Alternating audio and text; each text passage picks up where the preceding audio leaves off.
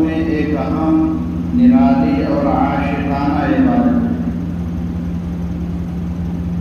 اعتکاف جیسی عظیم عبادت سے اللہ رب العزت کا عشق پیدا ہوتا ہے، اللہ کی محبتیں پیدا ہوتی ہیں، بندہ اللہ کے در پر آ کے پڑ جاتا ہے اور اس کی خواہش اور تمنا یہ ہوتی ہے کہ کس عمل سے اللہ راضی ہوگا۔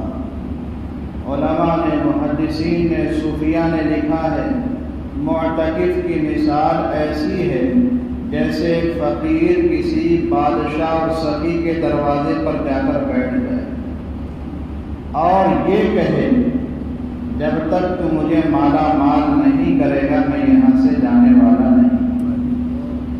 تو معتکف کی مثال اسی فقیر کی طرح، وہ اللہ کے در پر آ کے بیٹھ گیا، گویا اپنے دل سے یہ کہہ رہا ہے کہ پیارے اللہ، جب تک تو مجھ سے راضی نہیں ہوگا، جب تک تو مجھ سے اپنی محبت کا پروانہ عطا نہیں کرے گا، جب تک تو میرے لیے مغفرت کا اعلان نہیں کر دے گا، میں یہاں سے جانے والا ہوں۔ اب پھر ہوتا کیا ہے، جب چاند رات ہوتی ہے، معتکف مسجد سے اپنا قدم باہر نکالتا ہے، ادھر اللہ تعالیٰ اعلان فرماتے ہیں بخشے بخشائے۔ تو یہ اعتکاف کی عظیم برکت ہے۔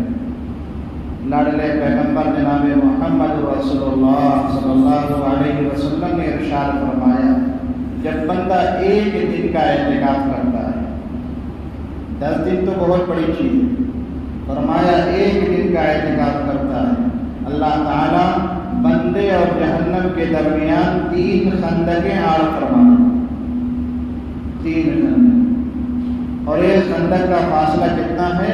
فرمایا جتنا زمین اور آسمان کا فاصلہ ہے اس سے بھی زیادہ، 3 خندق۔ آپ 10 دن اعتکاف کریں گے تو 10 کو 3 میں ضرب دیجیے، 30 خندقیں آڑ بنیں گی۔ وہ کہ زمین و آسمان کا جو فاصلہ اتنا نہیں، فرمایا اس سے زیادہ۔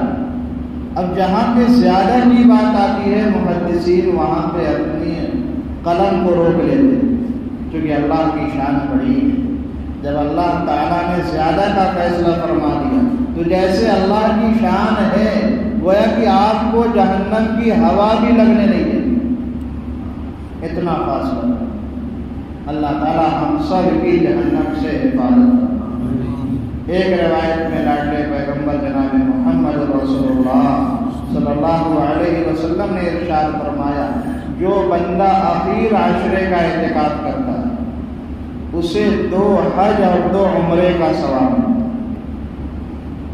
زندگی بھر میں کتنے ایسے بندے ہیں جن کو ایک حج بھی کیا نصیب نہیں ہے۔ فرمایا جو بندہ اعتکاف میں بیٹھ جائے 2 حج اور 2 عمرے کا ثواب۔ ایک حج کی تو بڑی فضیلت ہے، بندہ اللہ کے دربار میں حاضر ہوتا ہے، عاشق اور مجنون کی طرح، دیوانے کی طرح مکے کے اندر کیا ہے، صفا مروے کی پہاڑیوں کے درمیان دوڑ لگاتا ہے، اللہ کو یہ ادا پسند آتی ہے۔ فرمایا وہ بندہ ایسا ہے جیسے آج ہی ماں کے پیٹ سے پیدا۔ یہ تو ایک حج کی فضیلت ہے۔ تو فرمایا ایک حج کا ثواب نہیں، 2 حج کا ثواب، اور صرف 2 حج نہیں، 2 عمرے کا بھی ثواب۔ اور آگے ایک بڑی بات فرمایا لاڈلے پیغمبر جناب محمد رسول اللہ صلی اللہ علیہ وسلم نے، بندہ جب مسجد میں آتا ہے، اعتکاف کی نیت کرتا ہے، وہ گناہوں سے محفوظ ہو جاتا ہے۔ یہ بہت بڑی بات ہے۔ اصل عبادت یہی ہے، عبادت کی روح اور جان یہی ہے کہ بندہ اپنے دل کو، ہاتھوں کو، آنکھ کو، دماغ کو، قدم کو اللہ کی نافرمانی سے روک لے، پھر دیکھیے عبادت کی لذت کچھ اور ہے۔ تو فرمایا جب بندہ اعتکاف کی حالت میں بیٹھ جاتا ہے تو وہ گناہوں سے محفوظ۔ تو اس کے لیے پورے 10 دن بیٹھنا ضروری نہیں ہے، جس کو اللہ نے توفیق دی وہ بیٹھ گئے۔ اب جن کو 1 دن کا موقع ملے، 1 رات کا موقع ملے، یہ بھی نہ ہو 6-7 گھنٹے کا موقع ملے، اللہ کی بارگاہ میں آؤ، اعتکاف کی نیت کر کے بیٹھ جاؤ۔ ماشاءاللہ کل بڑا روحانی اور نورانی ماحول تھا، رات بھر لوگوں نے اللہ کی عبادتیں کی، کوئی رو رہا تھا، کوئی گڑگڑا رہا تھا، کوئی نوافل میں مصروف تھا، کوئی تلاوت میں مصروف تھا، اللہ کو یہ ادا بہت پسند آتی ہے۔ اب کتنے دن باقی رہے؟ شاید 8 راتیں ہوں، اگر اللہ کو منظور ہوا تو 9 راتیں آپ کو مل جائیں، تو کوشش کر لو مسلمانوں کی ہر رات کو زندہ کرو۔ تاک راتوں کو تو آباد کرنا ہے، اس کے علاوہ بھی ہر رات کو ہمیں آباد کرنا ہے۔ اللہ تعالیٰ ہم سب کو اس کے لیے قبول کرنا۔ اور ایک بات مسلمانوں جو مجھے بتانی ہے وہ یہ ہے کہ جب اللہ نے ہمیں اعتکاف میں بیٹھا دیا ہے، اپنے در پہ بلا لیا ہے، تو اب ہماری ذمہ داری ہے کہ ہم اس اعتکاف کو بچائیں، محفوظ کریں۔ ایسا نہ ہو کہ ہماری لاپرواہی، تھوڑی سی بھول سے، تھوڑی سی چوک سے ہمارا یہ اعتکاف کا اجر اور ثواب ضائع ہو جائے۔ حضرت شیخ الحدیث مولانا زکریا صاحب نور اللہ مرکز کی خانقاہ میں ہمیشہ اعلان ہوتا تھا، اگر عبادت کرنے کا جی چاہ رہا ہے عبادت کرو، اور عبادت کرنے کا دل نہیں کر رہا سو جاؤ۔ چونکہ معتکف کے بارے میں ہے، اگر یہ معتکف سوتا ہوا بھی گزارے گا تو اللہ کی عبادت میں شمار ہوگا۔ اس کا سونا بھی عبادت، بیٹھنا بھی عبادت، ذکر و اذکار کرنا سب عبادت۔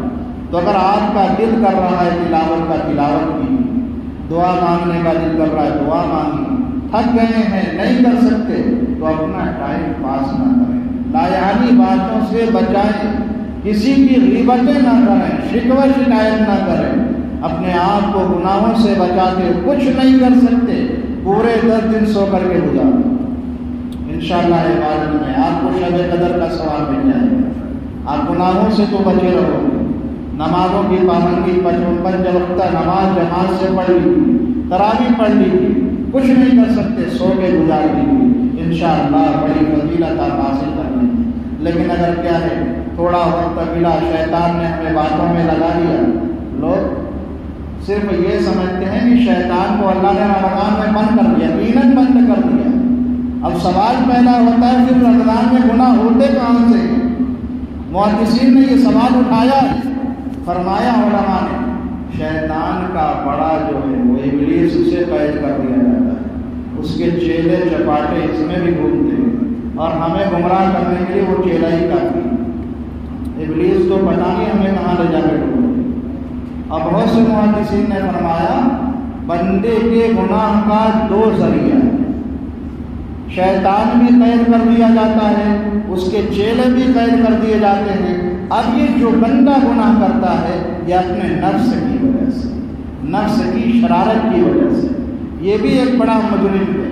تو اس لیے ہمیں نفس کے گناہوں سے بھی اپنے آپ کو بچانا ہے، شیطان کی مکاریوں سے بھی اپنے آپ کو بچانا ہے۔ اللہ تعالیٰ ان تمام چیزوں سے بچتے ہوئے ہمارے اعتکاف کو اپنی بارگاہ میں قبول فرمائے۔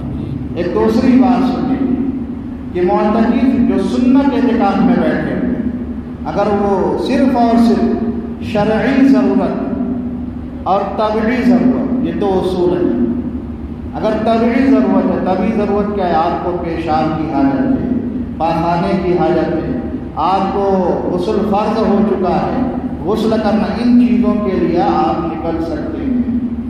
اس کے علاوہ آپ کو گرمی لگ رہی ہے، پسینہ بہت زیادہ ہو گیا، آپ چاہ رہے ہیں کہ میں غسل کر لوں، ٹھنڈک حاصل کرنے کے لیے نہیں کر سکتے۔ اگر آپ ٹھنڈک حاصل کرنے کے لیے غسل کرنے جائیں گے تو مسلمانوں آپ کا اعتکاف حاصل ہو جائے۔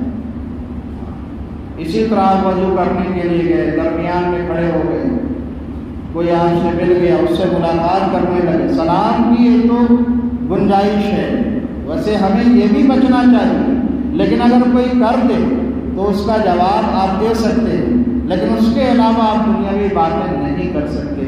اگر کھڑے ہو کر دنیاوی باتیں کریں گے آپ کا اعتکاف فاسد ہو جائے۔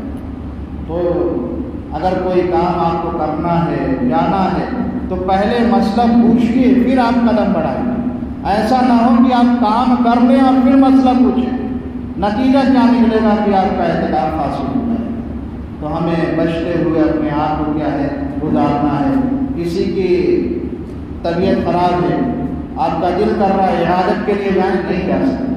لاڈلے پیغمبر جناب محمد رسول اللہ صلی اللہ علیہ وسلم نے ارشاد فرمایا معتکف کو اتنی ہی نیکیاں ملتی ہیں جتنی نیکی کرنے والے کو ملتی ہے۔ باہر جو لوگ ہیں وہ عیادت کر رہے ہیں، جنازے میں شرکت کر رہے ہیں، مریض کو اٹھا رہے ہیں، بیٹھا رہے ہیں، کھلا رہے ہیں، پلا رہے ہیں، جتنی نیکیاں ان کو مل رہی ہیں اعتکاف میں بغیر کیے ہوئے، اللہ تعالیٰ ہمیں ان سے زیادہ اجر عطا فرمائے۔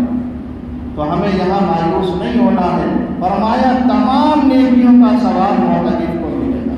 اللہ تعالیٰ ہم سب کو اپنے اعتکاف کی قدر کرنے کی توفیق عطا فرمائے، اور اپنی بارگاہ میں اللہ تعالیٰ ہمیں کچھ وقت، کچھ لمحات، کچھ راتیں، کچھ دن گزارنے کی توفیق عطا فرمائے۔ درود شریف پڑھیں۔ بسم اللہ الرحمن الرحیم، الحمد للہ رب العالمین، اللہم صلی علی سیدنا مولانا محمد وبارک وسلم کما تحب وترضى عدد ما تحب وترضى۔ پیارے اللہ، تیرے بندے دن بھر روزہ رکھے ہیں، تراویح کو سنا اور تراویح کی نمازیں انہوں نے پڑھی۔ پیارے اللہ، تھکے ہوئے ہیں، بڑا مجاہدہ کیا ہے، دن بھر کام کاج کیا ہے، پھر بھی تیری دین کی باتیں سننے کے لیے یہاں پر بیٹھ گئے ہیں۔ اے اللہ، یہ بیٹھے ہوئے ہیں، تیری محبت میں بیٹھے ہیں، اور تو نے اپنی محبت میں انہیں بیٹھایا ہے۔ اے اللہ، ان سب کی تمام حاجتیں پوری فرما، ان کی تمام پریشانیوں کو دور فرما، ان کی مشکلات کو آسان فرما، جو پریشان حال ہیں سب کی پریشانیوں کو دور فرما۔ اے اللہ، جو تکلیف میں مبتلا ہیں ان کی تکلیفوں کو ختم فرما۔ پیارے اللہ، ہماری ساس بیمار چل رہی ہے، اور نہ معلوم کتنے لوگ ہیں جو بیمار ہیں، کسی کا پیر ٹوٹ گیا ہے، کوئی کڈنی کا مریض ہے، کوئی اٹیک کا مریض ہے۔ پیارے اللہ، سب کو تمام بیماریوں سے چھٹکارا نصیب فرما۔ اے اللہ، سب کو صحت عاجلہ کاملہ دائمہ مستمرہ عطا فرما، سب کو شفا کے خزانے سے مالا مال فرما۔ اے اللہ، سب کو اپنی قوت عطا فرما، طاقت عطا فرما، ہمت عطا فرما۔ اے اللہ، ہمارے نمازوں کو قبول فرما، ہمارے روزے کو قبول فرما، ہماری تراویح کو قبول فرما، ہمارے ذکر و اذکار کو قبول فرما، ہمارے اعتکاف کو قبول فرما۔ اے اللہ، جتنے لوگ اعتکاف والوں کی خدمتیں کر رہے ہیں، اے اللہ، سحری اور افطاری کا انتظام کر رہے ہیں، گھر کی عورتیں ہیں محنت سے کھانا بنا کر بھیج رہی ہیں، اللہ سب کو اپنی محبتیں عطا فرما۔ اللہ سب کو اپنی مرضیات پہ چلنا نصیب فرما، سب کی سحری اور افطاری کو بےحد قبول فرما۔ اللہ ان کی برکتوں سے ان کو بھرپور روزے کا اجر و ثواب عطا فرما۔ اے اللہ، ان کو بار بار شب قدر کے اجر و ثواب سے مالا مال فرما۔ اللہ، ان کی اگر کوئی پریشانی ہو، تکالیف ہو، دکھ درد ہو، اللہ سب کو ختم فرما دے۔ اللہ، بہت سے بندے ہیں جن کے بچے بچیاں جوان ہو چکے ہیں، اے اللہ وہ رشتے سے پریشان ہیں۔ اللہ، آپ تو بڑے اچھے رشتے دینے والے ہیں، اے اللہ تو سب کے لیے جنت والا رشتہ عطا فرما۔ اللہ، گھر بسانے والا رشتہ عطا فرما، پیار محبت والا رشتہ عطا فرما، دینداری والا رشتہ عطا فرما۔ جو رشتہ تجھے پسند ہے وہ بابرکت رشتہ عطا فرما۔ اللہ، سب کے اندر محبتیں پیدا فرما، اللہ سب کے اندر محبتیں پیدا فرما، مل جل کر رہنے والا بنا دیجیے۔ اللہ، آپسی اتفاقیوں کو ختم فرما، آپسی عداوتوں کو ختم فرما۔ جن گھروں میں لڑائی جھگڑے چل رہے ہیں، اللہ گھر جہنم بنا ہوا ہے، اس گھر کے اندر پیار محبت کی فضائیں قائم فرما۔ اللہ، اس گھر میں اپنے رحمتوں کا نزول فرما، برکتوں کا نزول فرما۔ اللہ، ہم سب کو ماہ مبارک کی برکات سے خوب مالا مال فرما۔ اللہ، پہلے عشرے کا تو کوئی حق ادا نہ ہوا، دوسرے عشرے کا بھی حق ادا نہ ہوا، اللہ یہ تیسرا عشرہ بھی گزر رہا ہے، اللہ بڑی تیزی کے ساتھ جا رہا ہے، معلوم نہیں آئندہ ہماری قسمت میں رمضان ہے یا نہیں ہے۔ اللہ، ہم تجھ سے درخواست کرتے ہیں ہماری زندگیوں میں بار بار رمضان عطا فرما، بار بار رمضان کی برکتیں عطا فرما، بار بار شب قدر کی برکتیں عطا فرما۔ اے اللہ، یہ جو مانگا گیا وہ بھی عطا فرما، جو مانگنے سے رہ گیا وہ بھی عطا فرما۔ اللہ، جتنے بھی لوگ دین کا کام کر رہے ہیں، جس لائن سے بھی کر رہے ہیں، اللہ سب کے دینی کاموں کو قبول فرما، دینی خدمات کو قبول فرما، ان کے چلنے پھرنے کو قبول فرما، ان کی نقل و حرکت کو امت کی ہدایت کا ذریعہ بنا۔ اللہ، امت مسلمہ جہاں بے چین ہے، پریشان ہے، اللہ سب کی پریشانی کو دور فرما، سب کے دکھوں کو دور فرما۔ اللہ، جو مظلوم ہیں مظلومین کی تو مدد فرما، ظالم کو ظلم سے روک دیجیے اللہ، ظالموں کو ظلم سے روک دیجیے یار اللہ۔ مسجد اقصیٰ ہمارا حق تھا اے اللہ، تو ہمیں واپس دلا دیجیے اللہ، مسجد اقصیٰ ہمیں واپس دلا دیجیے، ظالموں کو وہاں سے نکال دیجیے اللہ، ظالموں سے چھٹکارا نصیب فرما اللہ، ظالموں سے چھٹکارا نصیب فرما اللہ۔ جہاں جہاں تیرے مساجد کے ساتھ، تیرے گھر کے ساتھ بے حرمتیاں کی جا رہی ہیں اے اللہ، سب ناسمجھی کی وجہ سے ہو رہا ہے اے اللہ۔ ہم نے تیرے گھروں کو آباد کرنا چھوڑ دیا ہے، اس لیے غیروں نے انگلیاں اٹھانا شروع کر دیا ہے کہ اے اللہ ہمیں اپنے گھروں کو آباد کرنے کی توفیق عطا فرما اللہ، ہمیں خوب آباد کرنے کے لیے قبول فرما، ہماری نسلوں کو قبول فرما اللہ، اپنے گھروں کی حفاظت فرما، مساجد کی حفاظت فرما، مدارس کی حفاظت فرما، مراکز کی حفاظت فرما، امت مسلمہ کی جان مال عزت آبرو کی حفاظت فرما کر اللہ۔ آخر میں تجھ سے یہی درخواست ہے، تیرے بندے بڑے مجاہدہ کر کے یہاں بیٹھے ہیں اللہ، ان کے بیٹھنے کو بےحد قبول فرما، ان کے لیے مغفرت کا فیصلہ فرما، ان کے والدین کے لیے مغفرت کا فیصلہ فرما، ان کے عزیز و اقارب کے لیے مغفرت کا فیصلہ فرما کر اللہ۔ جو لوگ مسجد کی خدمت کر رہے ہیں اللہ، ان کی خدمات کو بھی قبول فرما، ان کو بھی بھرپور صحت عافیت تندرستی عطا فرما کر اللہ۔ ہماری دعاؤں کو اپنے لاڈلے پیغمبر صلی اللہ علیہ وسلم کے صدقے میں قبول فرما، صحابہ کے صدقے میں قبول فرما، اولیاء اللہ کے صدقے میں قبول فرما، مجمع میں جو تیرا نیک بندہ ہے اس کی برکت سے قبول فرما۔ وصلی اللہ علی النبی الکریم برحمتہ۔